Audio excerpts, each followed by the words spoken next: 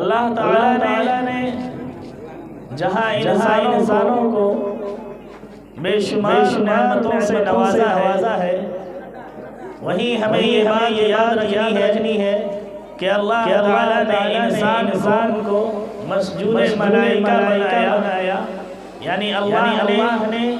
انسان کو اشرف المخلوقات بنا کر فرشتوں سے سجدہ کروایا،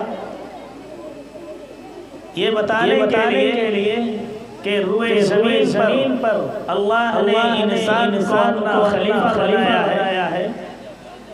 دنیا کے اندر اللہ کے احکام کو نافذ کرنے والا، اللہ کے حکم کو بجا لانے والا حضرت انسان کو بنایا۔ آج کی یہ دینی اور اصلاحی اور انعامی پروگرام جو منعقد کیا گیا ہے، یقیناً اسی زمین کو ادا کرنے کے لیے کہ انسان کو دنیا کیا کرنا چاہیے اور کیا نہیں کرنا چاہیے، اللہ نے کون سے احکام کو فرض قرار دیا اور کون سے احکام کو کرنے سے منع کیا گیا۔ آج اپنی آنکھوں سے آپ دیکھیں گے کہ چھوٹے بچے اسٹیج پہ آ کر اپنے معافی ضمیر کو ادا کریں گے۔ میرے بھائیوں، آئیے سب سے پہلے اس اجلاس کو شروع کرنے سے پہلے میں آپ کو یہ بتا دوں کہ جہاں کہیں بھی دینی اجلاس کیا جاتا ہے تو ہمارے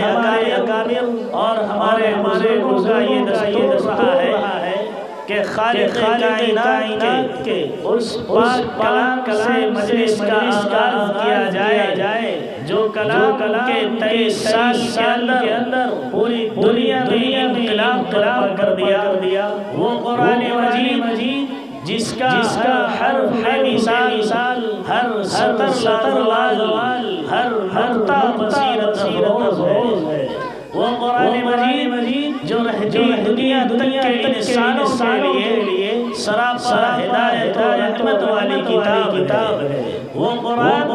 جس نے باطل کے ایوانوں میں زلزلہ پیدا کر دیا، وہ قرآن جس نے تڑپتی اور سسکتی دم توڑتی انسانیت کو حیات بخشی، وہ قرآن مجید جس نے دنیا کے اندر بسنے اور جینے کا طریقہ اور سلیقہ سمجھایا۔ آئیے اسی قرآن مجید کا سہارا لیتے ہوئے ہم اپنی مجلس کا آغاز کرتے ہیں اور قرآن مجید کی تلاوت کے لیے مدرسہ الہیہ کے ایک طالب علم جن سے میری مراد